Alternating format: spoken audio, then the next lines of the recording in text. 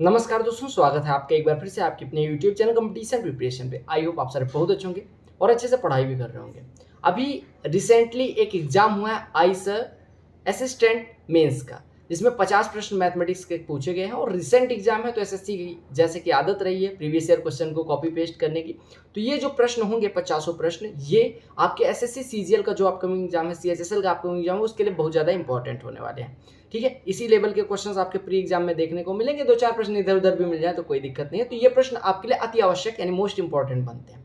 तो चलो इन 50 प्रश्नों को खत्म करते हैं और इसका पीडीएफ हिंदी अंग्रेजी दोनों में टेलीग्राम पे प्रोवाइड किया जा चुका है। टेलीग्राम चैनल की लिंक डिस्क्रिप्शन में, तो डू चेक इट आउट। तो चलो स्टार्ट। में क्या कहा गया, एंगल ऑफ एलिवेशन यानी उन्नयन कोण किसका, एक लैडर का जो दीवार के अगेंस्ट खड़ी है, दीवार से 60 डिग्री का है, यानी कि ये जो कोण है 60 डिग्री के कोण पे झुकी हुई है आपकी लैडर। ठीक है, किससे, दीवार से। आपसे कहा गया फुट जो है यानी ये वाला हिस्सा दीवार से 4.6 मीटर की दूरी पे है, 4.6 मीटर की दूरी पे है। तो आपको बताना है सीढ़ी की लंबाई। सीढ़ी की लंबाई को अगर हम एल एज्यूम करें तो आपको पता है ये है बेस, ये है हाइपोटेन्यूज। बेस और हाइपोटेन्यूज का रिलेशन देता है कॉस, यानी कॉस 60 ले लेंगे। कॉस 60 कितना हो जाएगा, half is equal to base 4.6 upon hypotenuse यानी कर्ण एल। तो यहाँ से एल इज इक्वल टू कितना हो जाएगा, 2 इंटू 4.6 यानी 9.2 मीटर्स। That's it. ऐसे प्रश्नों को करने के लिए दिमाग को बंद कर देना है पहले तो। ए अनुपात बी दिया गया, बी अनुपात सी दिया गया, तो ए बी सी का अनुपात निकालना है। देखो ए बी सी लिख लो जो अनुपात चाहिए। ए और बी का 3-4 दिया गया है, बी और सी का 2-5 दिया गया है। ठीक है, तो आप ऐसा भी कह सकते हो कि भैया देखो जब ये 2 है तो ये 5 है, तो ये 4 होगा तो ये 10 होगा, यानी कि बी के 4 होने पे ए की वैल्यू 3, सी की वैल्यू 10, तो इनका रेशियो 3:4:10 हो गया। या फिर ऐसे नहीं करना चाहते, ज़्यादा दिमाग का प्रयोग नहीं ही करना है, तो आप कहेंगे खाली स्थान 4, खाली स्थान 2।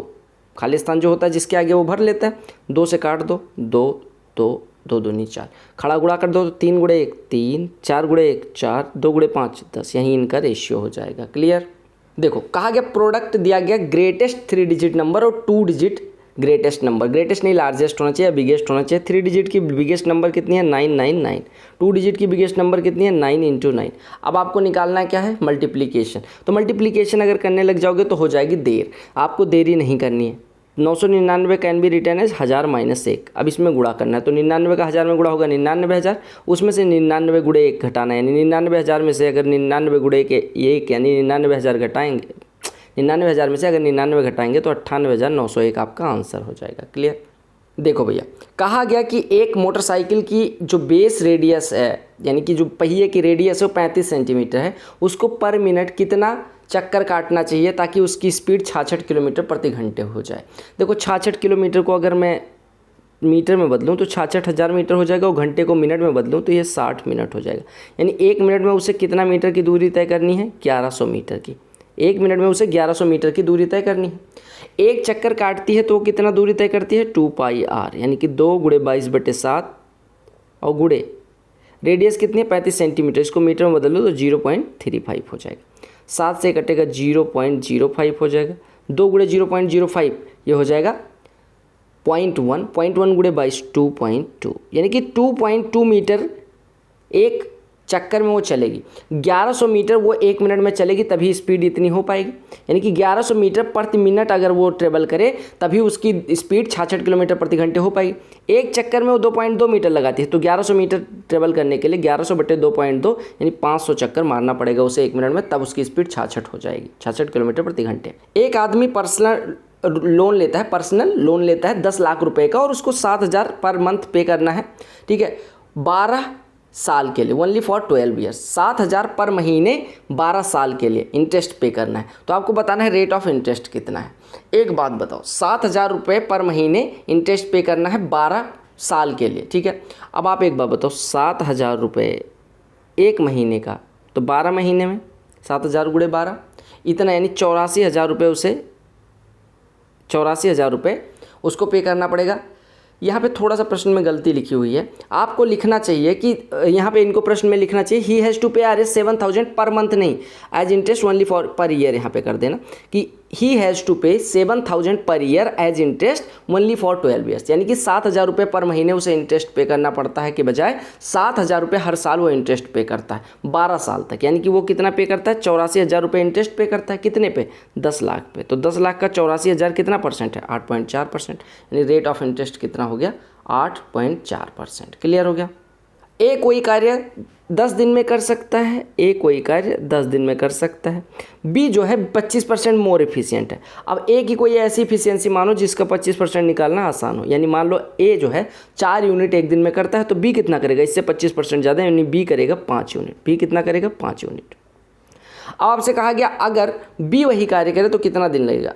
ए 4 यूनिट पर डे करते हुए 10 दिन में कितना काम करता है, 40 यूनिट। यही टोटल वर्क है, 40 यूनिट काम करता है टोटल, यानी कि टोटल वर्क है 40 यूनिट। बी करता है एक दिन में 5 यूनिट, तो 40 यूनिट करने के लिए 40/5 यानी 8 दिनों की आवश्यकता होगी। या आप ऐसे समझिएगा कि अगर ए को 10 दिन लगे, ठीक है, किसी काम को करने में, और बी की इफिशियंसी 25% ज़्यादा है, 25% ज़्यादा का मतलब 5/4 है, तो आपको 5/4 से डिवाइड करना है, यानी कि अगर इफिशियंसी 5/4 गुना हुई तो दिन कितने लगेंगे, 4/5 गुना।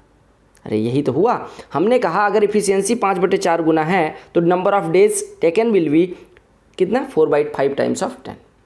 सिंपल इंटरेस्ट निकालना है 6900 पे 7% पर एनम से 3 साल के लिए। 7% एक साल का, 3 साल का 21%, ठीक है। इसका 10% कितना है, 690, तो 20% कितना हो जाएगा, 1380। और आपको एक चीज़ और पता है कि 6900 का 1% 69 है, तो 69 जोड़ दो, 20% ये हो गया, 1% ये यानी 21% हो गया, तो आपका 1449 रुपये उसे इंटरेस्ट पे करना पड़ेगा। क्या कहा गया, लार्जेस्ट नंबर जो 100 और 126 को डिवाइड करने पे 8 रिमाइंडर और 11 रिमाइंडर छोड़ती है। तो देखो इसमें से 8 घटा लो तो ये 92 हो जाएगा, जो रिमाइंडर छोड़ती है वो घटा लो, 126 में से 11 घटाओगे 115। अब जो भी संख्या होगी वो इसको और इसको पूरी तरह से डिवाइड करती होगी, तभी तो इसमें 8 रिमाइंडर और इसमें 11 रिमाइंडर, यानी 8 कम होता तो इसको भी पूरा डिवाइड कर देती, और क्या कहा गया, 11 कम होता तो इसको पूरा डिवाइड कर देती, यानी संख्या जो भी होगी वो 92 115 को डिवाइड करेगी पूरी तरीके से। अब हमें ग्रेटेस्ट नंबर निकालना है, तो यानी कि हाईएस्ट मतलब एचसीएफ 92 115 का, इसको लिख सकते हैं 23 × 4, इसको लिख सकते हैं 23 × 5, एचसीएफ कितना हो जाएगा, 23, यानी कि वो लार्जेस्ट नंबर कितनी हो जाएगी, 23। क्लियर। देखो कहा क्या गया, इसको सॉल्व करना। सॉल्व करने के लिए सबसे पहले स्मॉल ब्रैकेट 5 - 3 2, 2 दूनी 4, -4 + 5 + 1 और 2 3, इतने का 3 वैल्यू हो गए। 3 का 3 में गुणा 9, इतने की वैल्यू 9 हो गई। 2 + 9 - 10, यानी कि 2 9 11 - 10 1 हो गया। 1 5 × 1/2, यानी कि 5/2 लिखा हुआ है। देखो 5, इसकी वैल्यू 1 हो गई पूरे के, 5 × 1/2 यानी कि 5/2, 5/2 2.5, 25 में से 2.5 घटेगा 22.5। क्या कहा गया कि एक कोई जो रेलवे ट्रैक है वो 24 दिन में ले कर सकता है, बी 16 दिन में, सी की हेल्प से वो 6 दिन में कर देते हैं, तो सी अकेले कितने दिन में करेगा। सिंपल सी बात है, प्रश्न करना जरूरी नहीं है, प्रश्न को जल्दी करना जरूरी है। ए 24 दिन में, बी 16 दिन में, ए बी सी मिल के 6 दिन में, ठीक है। एलसीएम ले लो, 6 24 और 16 का एलसीएम 48, यानी कि 48 यूनिट अगर टोटल काम हो तो ए अकेले 2 यूनिट करेगा, क्योंकि 24 दिन में 48 करता है, बी 16 दिन में 48 यानी एक दिन में 3, और ए बी सी मिल के 6 दिन में 48 यानी एक दिन में 8। ए 2 बी 3, 2 3 5, 5 + सी = 8, तो सी 3 यूनिट, सी एक दिन में 3 यूनिट, तो 48 यूनिट करने के लिए 48/3 यानी 16 दिनों की आवश्यकता होगी। इस प्रश्न को करवाऊँ 75% 1500, यानी 25% कह सकते हैं, कितना होगा 500, तो 25 का 4 गुना 100% कितना हो जाएगा, अरे भैया 25% कितना हो जाएगा 500, 25% 500, तो 100% 2000। एक आदमी क्या काम करता है, वो प्राइवेट ऑर्गेनाइजेशन से 5% सिंपल इंटरेस्ट पे लोन ले लेता है। अब वही लोन वो 10% के इंटरेस्ट से किसी को दे देता है 4 साल के लिए। 4 साल में उसे जो फ़ायदा होता है वो 26,410 रुपये का होता है, तो उसने कितना रुपया लिया था। देखो सिंपल सी बात है, अगर 5% सिंपल इंटरेस्ट पे लेता है 4 साल के लिए, तो 20% तो उसे देना है, 20% उसे इंटरेस्ट लौटाना है। और 10% की रेट से, आपको पता है 10% की रेट से 4 साल में वो कितना कमा लेगा, 10% कंपाउंड इंटरेस्ट की रेट से, 10% कंपाउंड इंटरेस्ट की रेट से 4 साल में कितना कमाएगा। आप कहेंगे 10%, 10%, 10%, 10%। आपको पता है 10%, 10% का कितना होता है 21%। इस 10%, 10% का सक्सेसिव कितना हो जाएगा 21%। अब 21, 21 का कितना हो जाएगा 21 + 21 + 21 × 21/100। एक्स और वाई का सक्सेसिव कितना होता है x + y + xy/100, तो 21 21 42 प्लस 21 × 21/100 यानी 441/100 यानी 4.41, यानी 46.41% उसे सिंपल इंटरेस्ट कमाता है। 46% कमाता है, 20% वो दे देता है, यानी फ़ायदा कितने का होगा 26.41% का। 26.41% इंटरेस्ट कमाता है, जो कि 26,410 के बराबर है। 1% बराबर 1,000, तो 100% बराबर 100,000 यानी कि 1,00,000 रुपए। क्लियर हो गया? क्लियर हो गया? कहा गया ए का जो स्टेट्स ऑन रिवेन्यू है वो 12,000 करोड़ है, सेंट्रल शेयर कितना है 80,000 करोड़। अब कहा गया टोटल एक्सपेंडिचर स्टेट पे अगर 25,000 करोड़ 2,50,000 करोड़ का हो तो what is the proportion of other resources required to meet the expenditure and what is the ratio of all 3 type of resources.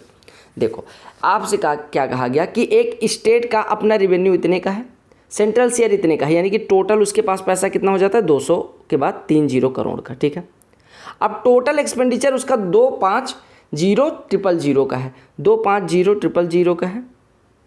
ठीक है, आपसे कहा गया what is the proportion of other resources. 2,00,000 crore मतलब मान लो ये कितना है 2,00,000 करोड़, 2,00,000 करोड़ वो, या ऐसे मानो कि 200 उसका अपने पास पैसा है, 250 खर्चा करना है, यानी कितना हिस्सा उसको अलग से लाना पड़ेगा 50 250 का कितना परसेंट है 20%, यानी आपको 20% कमाना है, 20% उसे कमाना है।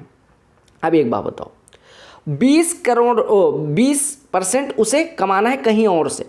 आपने कहा सिंपल सी बात है कि भैया देखो 120 हमने यहाँ कमाया, 120 हमें दिया स्टेट ने, ठीक है, सेंट्रल ने दिया 80 करोड़ रुपए, और हमने कहीं और सोर्स से कमाया। देखो सेंटर का जो स्टेट का अपना शेयर है वो 120 का है, सेंटर से हमें मिलता है 80 करोड़। मान लो सेंटर कोई स्कीम चलाता है 80 करोड़ रुपए हमें वो देता है, और 50 करोड़ रुपए हमने कहीं और से जोड़े, मान लो अदर्स से। तो इनका रेशियो पूछा गया था, 25 से काटोगे 25 दूना 50, 25 से काटोगे 25 या 75.2, 25 से काटोगे 25 चौको 100, 25 अट्ठे 200, यानी 4.8 रेशियो 3.2 रेशियो 2 के अनुपात में स्टेट का, सेंटर का और अदर सोर्सेस का आपका अनुपात हो जाएगा। समझ आया ना? 250 खर्च करने के लिए अगर 200 आपके पास है 50 जोड़ना पड़ेगा, 50 250 का कितना परसेंट है 20%। देखो अगर ऐसा प्रश्न आए तब तो आप खुश हो जाना चाहिए। सबसे बड़ा कितना कौन सा है, ये 0.4 हो गया, यहाँ पे अगर डिवाइड करोगे तो 0.4 3 के करीब मिलेगा, यहाँ पे डिवाइड करोगे 0.9 चौको 36 और 9 चौको 36 के करीब मिलेगा, यहाँ पे डिवाइड करोगे 0.11 चौको 44 और 11 पचे 55। आप एक चीज़ ध्यान रखना कि n/n+1 या n+x जो भी है, अगर इनका डिफरेंस x रहता है, देखो 2 से 3 हुआ, 3 से 4 हुआ, 4 से 9 हुआ, 5 से 11 हुआ, या हम ऐसे कहें n/2n+1 अगर कहीं लिखा हुआ है, n/2n+1 अगर कहीं लिखा हुआ है तो हाईएस्ट वैल्यू उसकी होगी जहाँ पे n की वैल्यू सबसे बड़ी होगी। देखो हर जगह 2 गुना +1 2 गुना +1, तो सबसे बड़ी वैल्यू n की कहाँ थी 5, तो ये वाली वैल्यू सबसे बड़ी होगी 5/11।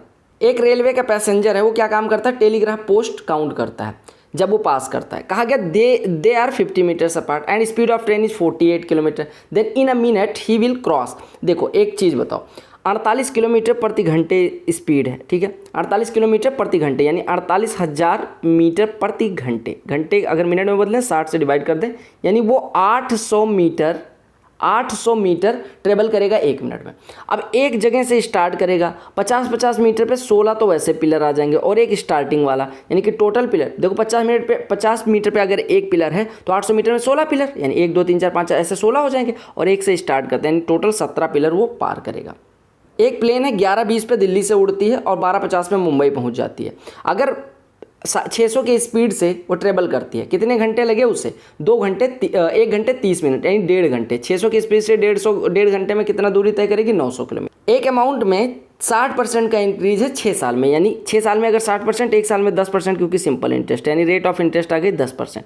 कहा गया कंपाउंड इंटरेस्ट क्या होगा सेम रेट पे 3 साल में। 10% की रेट से 3 साल का सिंपल इंटरेस्ट तो 30 हो जाएगा, लेकिन अगर कंपाउंड इंटरेस्ट की बात करें तो 33.1 हो जाएगा, 33.1%। पता है ना 10%, 10%, 10%, 10 का 21 हो जाएगा, 21 और 10 का 33.1% हो जाएगा। तो 33.1% जो इंटरेस्ट है वो किस पे लगेगा 12,000 रुपये पे। 12,000 का 1% 120, तो 33.1% गुणे 120 करेंगे, यानी यहाँ से ये कट जाएगा 10 12 1 कम 12, 12 36 137, 12 36 3 39। फादर की जो आयु है वो अपने बेटे की आयु की 3 गुनी है, यानी फादर की आयु जो है वो 3 गुनी है अपने बेटे की आयु की। क्योंकि 5 साल बाद फादर की आयु जो है वो 2.5 गुना हो जाएगी अपने बेटे की आयु की। देखो 5 साल बाद बाप की आयु कितनी हो जाएगी, यानी कि हम इसको लिख सकते हैं 3s + 5, क्योंकि फादर की आयु 3s है ना, 3s + 5 ये हो जाएगी 2.5 गुना अपने बेटे की, यानी कि सन की आयु के 5 साल बाद जो आयु होगी। देखो फादर की आयु अभी बेटे की आयु के 3 गुनी है। फादर की आयु 5 साल बाद f+5 हो जाएगी, वो 2.5 गुना हो जाएगी सन की 5 साल के बाद की आयु के। f की वैल्यू 3s यानी 3s + 5 बराबर 2.5 टाइम्स ऑफ s + 5। ये s लिखा हुआ है, ये 5 लिखा हुआ है, ठीक है। अब मल्टीप्लाई कर दो, 3s इधर है, 2.5s इधर, यानी 0.5s है। 0.5s बराबर कितना हो जाएगा, 2.5 गुणे 5 12.5 माइनस 5 7.5, यानी कि s बराबर कितना हो जाएगा 15। s बराबर 15 हो गया तो आपसे कहा गया उनकी वर्तमान आयु, फादर की आयु कितनी हो जाएगी 45, बेटे की आयु कितनी आ गई 15। क्लियर।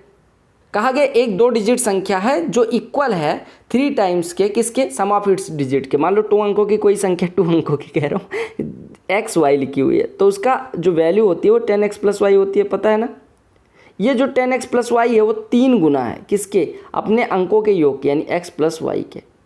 यानी 10x + y बराबर 3 टाइम्स ऑफ x + y, यानी कि यहाँ से 7x बराबर 2y मिल जाएगा। 7x बराबर 2y, यानी कि x की वैल्यू कितनी हो जाएगी 2, y की वैल्यू कितनी हो जाएगी 7। तो x की वैल्यू 2, y की वैल्यू 7, तो आपका आंसर हो जाएगा 27। एक एग्जाम होता है जिसमें 35% स्टूडेंट क्या हो जाते हैं, पास हो जाते हैं। फेल कितने हुए 65%। 65% बराबर 455, 1% बराबर 7, तो 100% 700। देखो एवरेज वेट 8 लोगों का 1 किलोग्राम से बढ़ जाता है। कितने लोगों का, 8 लोगों का एवरेज वेट कितना बढ़ जाता है 1 किलोग्राम, जब 60 किलोग्राम वाला एक व्यक्ति रिप्लेस कर दिया जाता है नए व्यक्ति से। ठीक है, तो आपको बताना है नए व्यक्ति का वजन कितना है, कितने लोगों पे वो बढ़ाता है 1 किलोग्राम, 8 लोगों पे। एवरेज बढ़ा देने का मतलब 8 लोगों पे एक एक एक करके बढ़ा दिया जाता है, और व्यक्ति रिप्लेस हुआ है यानी जुड़ा नहीं है, जो एक गया एक आया, यानी व्यक्तियों की संख्या अभी भी एक ही, मतलब 8 ही है। हमने कहा 8 लोगों पे 1-1 किलोग्राम बढ़ाने का मतलब कि 8 किलोग्राम वो एक्स्ट्रा लेके आए, किससे, 60 वाले से। जो गया है उससे 8 किलोग्राम एक्स्ट्रा लेके आए, तो 60 वाला गया है, 60 से 8 किलोग्राम एक्स्ट्रा लेके आएगा, यानी 68 किलोग्राम बाहर लेके आएगा। भिन्नों का एलसीएम कैसे निकालते हैं, नंबर सिस्टम डिटेल में करवा रखा है, डिटेल्ड वीडियो 6-7 घंटे की, वो जाके जरूर देखें। एलसीएम भिन्नों का होता है, अगर भिन्न यानी फ्रैक्शंस का एलसीएम पूछा जाए तो अंश का एलसीएम 4, 3 और 3 का एलसीएम 12 बटे हर का एचसीएफ 5, 2 और 5 का एचसीएफ 1, यानी कि 12 आपका एलसीएम हो जाएगा। अब इस प्रश्न में कुछ करना है, 8 लोगों का औसत वजन 2.5 किलोग्राम बढ़ जाता है, यानी 20 किलोग्राम, 8 गुणे 2.5 वो ज़्यादा लेके आता होगा।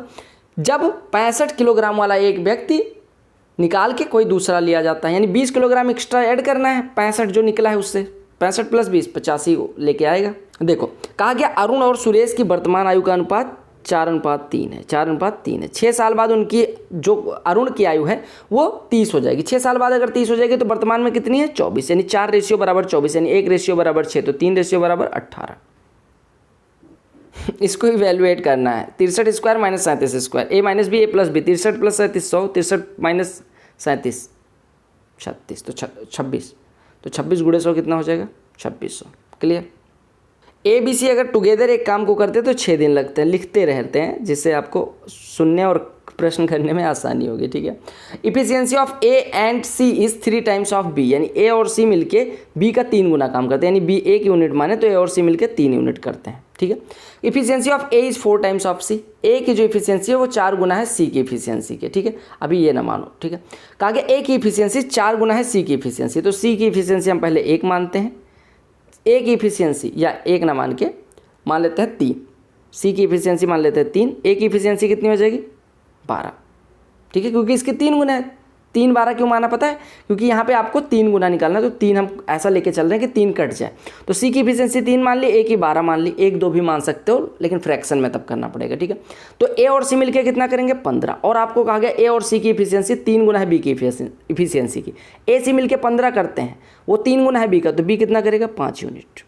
अब आपसे कहा गया कि and they alone can finish the job in how many days. अब देखो ए से मिलके 15, बी 5, तीनों मिलके 20 यूनिट एक दिन में करेंगे। 6 दिन काम को होने में लगते हैं, यानी 120 यूनिट टोटल काम है।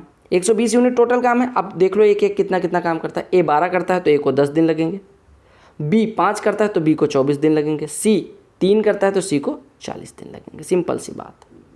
एक प्रोजेक्ट है जो 25 लार्ज बिल्डिंग और 30 स्मॉल बिल्डिंग कंसिस्ट करता है। लार्ज बिल्डिंग में 15 फ्लोर, 4 फ्लैट एक फ्लोर पे हैं, और स्मॉल बिल्डिंग में 9 फ्लोर, 3 फ्लैट एक फ्लोर पे हैं। तो आपसे कहा गया कितने फ्लैट है। देखो बड़ी वाली बिल्डिंग कितनी है 25, कितने फ्लोर की है 15 फ्लोर की, तो कुल कितने फ्लोर हो जाएंगे टोटल बड़ी वाली बिल्डिंगों में 25 गुणे 15, एक फ्लोर पे 4 फ्लैट, तो 15 फ्लोर पे 15 गुणे 4, और ऐसे 25 बिल्डिंग हैं तो इतना फ्लैट तो बड़ी वाली बिल्डिंग से मिल जाएगा। 25 गुणे 15 गुणे 4 यानी 25 गुणे 60, यानी 1500 फ्लैट हमें इधर मिल गए ये लार्ज बिल्डिंग में। अगर स्मॉल बिल्डिंग की बात करें तो 9 फ्लोर हैं, ठीक है। 9 फ्लोर और 1 फ्लोर पे 3 फ्लैट, यानी कि टोटल फ्लैट हो गए 27। और ऐसी कितनी बिल्डिंगें हैं? यहाँ पे देखो कितनी बिल्डिंग है, 30। देखो आपने कहा 9 फ्लोर है और 1 फ्लोर पे 3 फ्लैट, यानी टोटल 27 फ्लैट हो गए एक बिल्डिंग में। ऐसी 30 बिल्डिंगें हैं, यानी टोटल फ्लैट कितनी हो जाएंगी स्मॉल वाले में? 30 × 27 यानी 810। ये स्मॉल वाले फ्लैट्स की संख्या है और ये लार्ज वाले, तो टोटल कितने हो गए? 1500 और 810, 2310। एवरेज पे ही तो परेशान किए दे रहे हैं। कहा गया एवरेज वेट 6 लोगों का 3.5 किलोग्राम बढ़ जाता है, यानी 6 × 3.5 यानी 21 किलोग्राम कोई एक्स्ट्रा लेके आ रहा होगा। जब 72 किलोग्राम वाला एक व्यक्ति को रिप्लेस कर दिया जाता है, when a new person comes in place of one of them weighing 72 kg। देखो 6 लोगों का वेट 3.5 किलोग्राम बढ़ जाता है, ठीक है। एवरेज वेट ऑफ 6 पीपल, जब एक व्यक्ति 72 किलोग्राम वाला निकलता है, 72 किलोग्राम वाला निकलता है, ये 21 किलोग्राम किससे ज़्यादा लेके आएगा जो निकला है उससे? तो 72 21 93 आपका आंसर हो जाएगा। 93 किलोग्राम ओरिजिनल व्यक्ति का आंसर होना चाहिए, ठीक है। ओरिजिनल व्यक्ति का वेट आपका कितना आएगा? 93 आएगा। ये आंसर गलत है, काट देना इसको, ठीक है। एक इलेक्शन होता है 2 कैंडिडेट के बीच में, जिसमें एक को 55% वैलिड वोट का मिलता है और 20% इनवैलिड थे। अगर 20% इनवैलिड थे तो वैलिड वोट की संख्या कितनी हो जाएगी? 80%। 80% का 55%, 80% का 55% कितना हो जाएगा? 44। यानी अगर 100 वोट थे टोटल तो 44 एक को मिल गया, ठीक है। 80 वैलिड हैं इसमें से, ठीक है। 100 में से 80 वैलिड हैं और 80 का 55% मिला, यानी 44 वोट उससे मिले। तो दूसरे को वैलिड वोट कितने मिले होंगे? 36। और कहा गया टोटल वोट 7500 थे, ठीक है। तो number of valid votes that the other candidate got, आपको कहा गया ये जो 100 हमने माना है वो 7500 है, तो आपको पूछा गया कि जो अदर कैंडिडेट है यानी ये जो 36 वोट पाने वाला है वो कितना पाएगा। जितना हमने वोट माना उसका 75 गुना, तो उसको भी 75 गुना मिलेगा, यानी कि 75 × 36 वोट मिलेगा, यानी 75 × 4 × 9 यानी 300 × 9 यानी 2700 वोट मिलेगा। समझ आया? देखो मैं क्या कह रहा हूँ, मैंने कहा कि 100 वोट अगर होते तो उसमें से 80 वैलिड थे, 80 का 55% पहले को मिल गए, तो 80 का 45% दूसरे को मिलेंगे, यानी फर्स्ट को वैलिड का इतना मिला, सेकंड को इतना मिला। ये वैलिड वोट की संख्या है। कहा गया 100 ना होकर वोटों की संख्या 7500 थी, यानी इसका 75 गुना, तो इसको 75 गुना इसका, इसको 75 गुना मिलेगा। क्लियर? देख रहे हो, टाइपिंग मिस्टेक एसएससी वाले भी करते हैं। x - y दिया गया, x² + y² दिया गया, तो आपको x और y की वैल्यू बताएं। देखो x अगर हम इसका स्क्वायर करते हैं तो हमें क्या मिल जाएगा? x² + y² यानी कि 20 - 2xy = 2, यानी हमें यहाँ से कितना मिल जाएगा? 2xy = 18, यानी xy = 9। xy = 9 है। अब आप देखो xy = 9, 1 मिनट यार, ये 4 हुआ होगा ना, तो ये 16 होगा, ये 8 हो जाएगा, ठीक है। यानी कि 20 - 2xy = 4, xy = 8। अब देखो xy = 8 इन दोनों में नहीं मिल रहा है। अब x - y 2 भी होना चाहिए, x - y 2 है, तो यहाँ पे अगर करेंगे तो 2 - 4 - 2 आएगा, यानी ये भी ऑप्शन नहीं होगा, आपका करेक्ट ऑप्शन हो जाएगा third option. Fourth 1/4 of 1/2 of 3/4, तो देखो ऑफ मतलब होता है गुणा, 4 दूनी 8 चौको 32, 3/32 गुणे इतना लिखा हुआ है, ठीक है। 6 के बाद 4 0, 8 चौको 32, 8 से कटेगा ये 125 दे देगा, क्योंकि 8 1000 में डिवाइड करके 125 देता है। 4 60 काट देगा 15, 15 × 3 45 × 125, यूनिट डिजिट तो 5 होगा, यानी 45 × 125 लिखा है, ठीक है। 125 × 40 5000 और 5000 में 625 और जुड़ जाएगा 5625। एक फ्रूट सेलर मैंगो, ग्रेप्स और ऑरेंजेस 60, 80 और 40 के भाव से खरीदता है होलसेल मार्केट से, ठीक है। कहा गया he sells these fruits at 20% profit and earns 1800 a day। कहा गया वो 20% प्रॉफिट पे खरीदता है और 1800 रुपये प्रतिदिन कमाता है। 20% प्रॉफिट पे टोटल बेचता है, यानी हम ऐसे मान लेते हैं कि 60 80 और 40, 60 80 और 40 टोटल क्रय मूल्य था, यानी 60 80 40, यानी कि ये x किलोग्राम खरीदता है। 60 80 और 40 कितना हो गया? 180x का वो खरीदता है, ठीक है। 180x का वो खरीदता है। अब 180x का खरीदता है, 20% प्रॉफिट पे बेचता है, 20% प्रॉफिट पे वो बेचता है, यानी 36x का प्रॉफिट हो गया। 36x का प्रॉफिट बराबर दिया गया आपको 1800 रुपये, तो x बराबर कितना हो जाएगा? 50।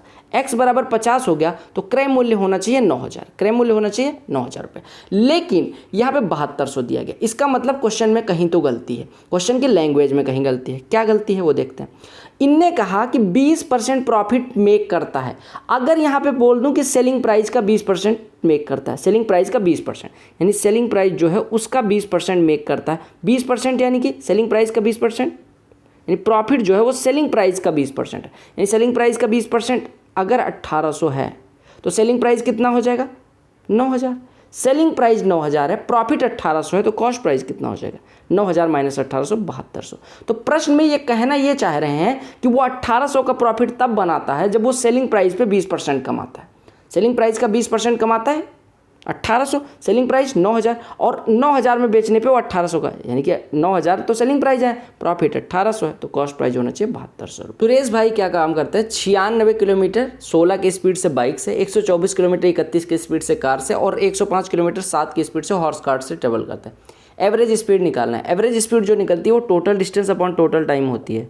96 16 की स्पीड से गया होगा 6 घंटे लगे होंगे, 124 31 की स्पीड से गया होगा 4 घंटे लगे होंगे, 105 7 की स्पीड से गया होगा 15 घंटे लगे होंगे, यानी टोटल टाइम हो गया 6 + 4 + 5, टोटल डिस्टेंस हो गया 96 + 124 + 105। तो टोटल डिस्टेंस कितने हो गए 220 और 105 325। टोटल टाइम कितना हो गया 25, डिवाइड करेंगे 13 किलोमीटर प्रति घंटे आ जाएगा। समांतर श्रेणी का प्रश्न है। समांतर श्रेणी यानी अरिथमेटिकल प्रोग्रेशन, देखो दो दो का कॉमन डिफरेंस, अगर डिफरेंस बराबर हो तो उसको हम बोलते हैं श्रेणी समांतर वाली। ठीक है, अगर इसके nth टर्म की बात करें तो a + n - 1 × d होती है, यानी कि पहला पद प्लस n - 1 यानी कि n पदों की संख्या हो इंटू d मतलब कॉमन डिफरेंस, ये बराबर होता है nth टर्म। nth टर्म आपको 55 दे दिया गया। ठीक है, a की वैल्यू पहला पद 1, n - 1 मान लो nth टर्म 55 है, d की वैल्यू कॉमन डिफरेंस सबका यानी कि सबका डिफरेंस 2 2 का है, 55 में से 1 घटेगा 54, 54 2 से डिवाइड करेगा 27, यानी n - 1 बराबर 27, तो n बराबर 28, यानी 28वां पद कितना होगा 55। क्या कहा गया कि 40 लीटर मिल्क में 4.5 मतलब 4.8 रुपये प्रति लीटर वाला कितना मिल्क मिलाया जाए, ताकि क्या कहा गया how much water be mixed in 40 litres of milk, water कितना मिलाया जाए 40 लीटर पानी में ताकि वैल्यू 3.6 लीटर बचे। देखो हमारे पास टोटल प्राइस कितना है 40 × 4.8 यानी 192 रुपये का प्राइस है। 40 लीटर 4.8 लीटर वाला अगर मिला है तो 192 रुपये का है वो दूध।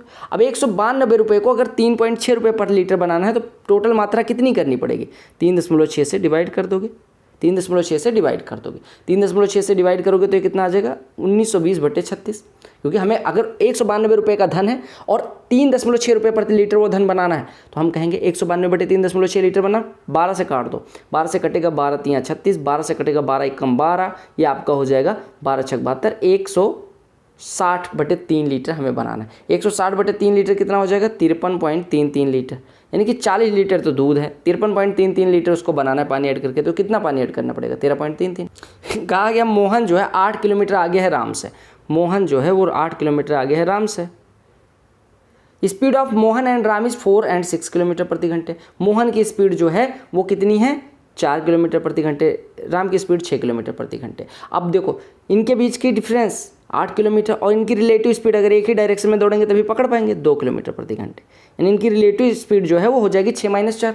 2 1 घंटे में कवर होगा तो 8 किलोमीटर कवर करने के लिए 2 किलोमीटर अगर 1 घंटे में कवर होता है तो 8 किलोमीटर कवर करने के लिए 8/2 यानी कि 4 घंटे की आवश्यकता हो। कहा गया ए कोई बिजनेस स्टार्ट करता है 50,000 के साथ, ठीक है 50,000 के साथ ए ने इन्वेस्ट करा, बी 3 महीने बाद आता है वो 70 के साथ। अब आपको पता है कि 3 महीने बाद आया और साल के अंत में पूछा गया, यानी 9 महीने तक इसकी पूंजी लगी थी और 12 महीने तक इसकी पूंजी लगी थी, तो जो इनके प्रॉफिट का रेशियो होता है वो होता है इन्वेस्टमेंट इंटू टाइम, यानी कि 50 × 12 रेशियो 70 × 9, 3 चौको 3 तिया 9 3 चौको 12, ये कटा यानी कि रेशियो हो गया 20:21। ठीक है, तो 20:21 कहीं नहीं था तो उनका प्रॉफिट 20:21। कहा गया लेंथ विड्थ और हाइट एक रूम की 21 12 और 16 है, उसमें लार्जेस्ट रॉड क्या रखी जा सकती है। अगर कोई लार्जेस्ट रॉड की बात करें कि सबसे बड़ी रॉड क्या रखी जा सकती है एक घनाभाकार कमरे में, तो हो जाएगा लंबाई स्क्वायर प्लस चौड़ाई स्क्वायर प्लस ऊंचाई स्क्वायर का वर्गमूल। तो इसका कितना हो जाएगा 21 स्क्वायर 12 स्क्वायर 16 स्क्वायर, तो 21 स्क्वायर 441, 12 स्क्वायर 144, 16 स्क्वायर 256। ठीक है, जोड़ देंगे तो ये कितना हो जाएगा आप देखो 841 होना चाहिए। देखो 56 44 100, ये 2 3 400, 400 और 441 841, 841 का वर्गमूल कितना होता है 29, तो आपका 29 मीटर लार्जेस्ट रॉड की लंबाई। देखो ए और बी इन्वेस्ट करते हैं 3:2 के अनुपात में, 5% चला गया चैरिटी में, यानी बचा कितना 95% प्रॉफिट। ए का शेयर 855 है, आपको पता है ए को मिलता है जिस अनुपात में इन्वेस्ट करेगा उसी अनुपात में प्रॉफिट मिलेगा, तो ए का इन्वेस्टमेंट 3/5 हिस्सा है तो उसको प्रॉफिट मिलना चाहिए 3/5 हिस्से का, यानी कि 3/5 हिस्से यानी कि 57% का, 57% प्रॉफिट इसका है। 57% बराबर 855 है, तो आपको 100% पूछा गया। 57% बराबर 855, 19 तिया 57, 19 चौको 76, 19 पे 95, 3% बराबर 45, 1% 15, तो 100% 1500। इस प्रश्न को करने के दो मेथड हैं। एक तो 5% का सक्सेसिव ले लो, 5%, 5%, 5%, क्योंकि प्रश्न में कहा गया कि कंपाउंड और सिंपल इंटरेस्ट का 3 साल के लिए 5% की रेट से जो डिफरेंस है 15.25 है, तो पूंजी बतानी। तो आप क्या काम कर सकते हो, 5%, 5%, 5% का सक्सेसिव ले लो, उसका 15% उसमें से निकाल दो, तो आपका जो आएगा वो डिफरेंस होगा, डिफरेंस बराबर 15.25 है, तो आपको धन पूछेगा 100% निकाल सकते हो। अदरवाइज आपको 3 साल का फॉर्मूला पता होना चाहिए, क्या होता है, P इंटू आर बाई 100 का होल क्यूब, 3 साल का कंपाउंड इंटरेस्ट और सिंपल इंटरेस्ट का difference, P into R by 100 का whole cube plus 3P into R by 100 का होल स्क्वायर, यानी कि 3P इंटू आर बाई 100 का होल स्क्वायर, ये होता है डिफरेंस। ये बराबर दिया गया 15.25। अब आप क्या काम कर सकते हो, आर बाई 100 कितना हो जाएगा, 5/100, 5/100 1/20, यानी ये लिखा है P इंटू 1/20 का, P कॉमन ले लो दोनों जगह से, P इंटू आर बाई 100 का होल स्क्वायर कॉमन ले लो, P इंटू आर बाई 100 का होल स्क्वायर कॉमन लोगे तो P इंटू 5/100 यानी 1/20 का होल स्क्वायर, यानी कि P इंटू 1/400 कॉमन आ जाएगा। यहाँ पे बचेगा आर बाई 100 यानी 1/20 प्लस 3, ये बराबर दिया गया 15.25। 400 का इधर गुणा हो जाएगा तो 1525 में 4 का गुणा होगा तो आपका हो जाएगा 6100। क्लियर, ये हो गया 61, P गुणे 61/20 बराबर 6100, तो 61 इससे कट जाएगा 100, P बराबर हो जाएगा 100 इंटू 20 यानी कि 2000 रुपये। तो ये क्या है, ये फॉर्मूला है 3 साल के लिए कंपाउंड इंटरेस्ट सिंपल इंटरेस्ट का डिफरेंस। कहा गया which is the one of the following resultant of multiplication, addition and subtraction of the same number, यानी आपको क्या काम करना है, ए का ए में मल्टीप्लाई करना है और फिर ए जोड़ना है और फिर ए घटाना है। जोड़ना घटाने का कोई मतलब है नहीं, यानी कि multiplication of the same number यानी स्क्वायर होना चाहिए, यानी अगर किसी संख्या को उसी संख्या में गुणा किया जाए फिर जोड़ा जाए फिर घटाया जाए, इसका मतलब उस संख्या का स्क्वायर किया गया। किसी संख्या का स्क्वायर, अगर कहा गया किसी संख्या का स्क्वायर, आपसे पूछा गया इसमें से कौन सा है, तो परफेक्ट स्क्वायर कौन सा बन रहा है, 484, क्योंकि 484 22 का स्क्वायर है, बाकी कोई स्क्वायर है नहीं। एक घर है जहाँ पे कहा गया शुगर का प्राइस जो है 20% बढ़ जाता है, यानी 5 था तो अभी 6 हो गया, तो आपसे कहा गया कि अगर एक्सपेंडिचर उसको सेम रखना है तो कितना % घटाना चाहिए एक्सपेंडिचर को, यानी टोटल एक्सपेंडिचर को, अगर मतलब रुपए को समान रखना है तो आपको बताना है कितना घटाना चाहिए। एक बात बताओ, अगर हमें 5 रुपये से कोई बढ़ के 6 हो गई तो 6 से 5 लाने के लिए क्या काम करना है, एक की कमी कितने पे, 6 पे, तो 1/6 कितना होता है, 16.67%, दैट्स इट। कहा गया कि कितना धन 1352 हो जाएगा 2 साल में 4% कंपाउंड इंटरेस्ट, 4% देखो 4% रेट ऑफ इंटरेस्ट है तो P into 1 plus R by 100 का होल स्क्वायर दिया गया। 4% का मतलब कितना होता है कि 100 था तो 104 हो जाता है एक साल में, यानी 25 होता तो 26 हो जाता है एक साल में, 2 साल में कितना हो जाता है 26/25 का होल स्क्वायर, ये बराबर दिया गया 1352। 26 676 का दूना, यानी P बराबर कितना हो जाएगा 625 गुणे 2 1250, A cube minus B cube upon A square plus B square plus A B, A minus B बचेगा, यानी 0.96 माइनस 0.1 यानी 0.86 आपका आंसर हो जाएगा। वैल्यू निकालनी है, कोई दिक्कत नहीं है, पॉइंट हटा दो। पॉइंट यहाँ पे कितना है 4 और 2 6, तो 4 और 2 6 अंक का निकाल दिया, यानी हमारा बच्चा 0.008 गुणे 2 गुणे 72 144 बटे 12 गुणे 4 48, 48 3 का 0.008 में गुणा होगा तो 0.024 मिल जाएगा। ए और बी 20 किलोमीटर की दूरी पे हैं, ए की स्पीड 4 है, बी की स्पीड 6 है। आपसे कहा गया वो अगर 7 बजे शुरू करें एक दूसरे की तरफ चलना तो कितने बजे मिलेंगे। देखो कहा गया 4 और 6 की स्पीड से एक दूसरे की तरफ आ रहे हैं, तो रिलेटिव स्पीड कितनी हो जाएगी 4 + 6 10 किलोमीटर प्रति घंटे, 20 ट्रेवल करने यानी 2 घंटे लगेंगे, तो 7 बजे चले थे 9 बजे मिल जाएंगे। एक वर्किंग पार्टनर है वो 20% पाता है कमीशन का, किसके कमीशन पाता है 20% किसका, profit after his commission is paid, यानी कंपनी को अगर कुछ प्रॉफिट होता है उसमें से उसका कमीशन निकाल दिया जाए, कमीशन को कितना मिल पाता है 8000, जितना प्रॉफिट हुआ उसमें से उसका कमीशन काट के अब जो हिस्सा बचा उसका 5वां हिस्सा हो पाता है, उसका 20% पाता है, वो बराबर है 8000 के, यानी कंपनी का प्रॉफिट P उसमें से उसका कमीशन काटा 8000 का, तो P माइनस 8000 बचा, उसका 5वां हिस्सा यानी 20% पाता है वो 8000 है, यानी कि P माइनस 8000 बटे 5 बराबर 8000, तो P माइनस 8000 बराबर कितना हो जाएगा 40000, तो P बराबर 48000, यानी कि 48,000 का उसका प्रॉफिट। समझ आया ना, उसका जो कंपनी का टोटल प्रॉफिट है उसमें से उसका हिस्सा निकाल के अब जो धन बचा उसका 20% पाता है, यानी इसका 5वां हिस्सा पाता है, ये बराबर 8000 के।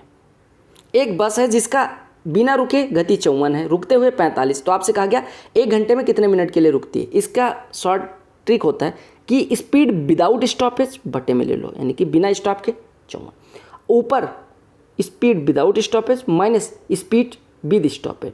आपको क्या काम करना है, बड़ी वाली चाल ऊपर दोनों चालों का डिफरेंस और गुणे मिनट में निकालने के लिए 60 से गुणा कर दो। तो 54 माइनस 45 9/54 यानी कि 1/6 गुणे 60 यानी कि 10 मिनट के लिए रुकेगी। ये क्या है? Speed without stoppage. ये है स्पीड विद स्टॉपेज। आप कहेंगे speed without stoppage minus speed with stoppage बटे स्पीड विदाउट स्टॉपेज गुणे 60 हो जाएगा। आपका 1 घंटे में कितनी देर के लिए रुकती है।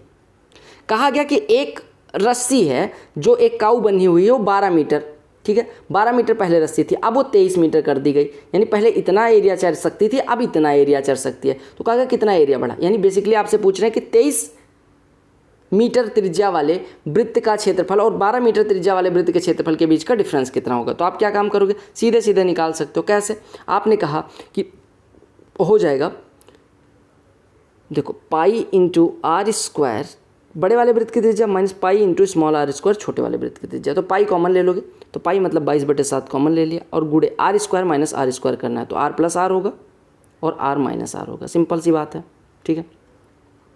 अब आप देखो ये आर प्लस आर कितना है? 23 12 35, 23 माइनस 12 11, 22/7 गुणे 35 गुणे 11, 7 से कटा 5, 5 गुणे 22 110 गुणे 11 1210 स्क्वायर मीटर, ठीक है।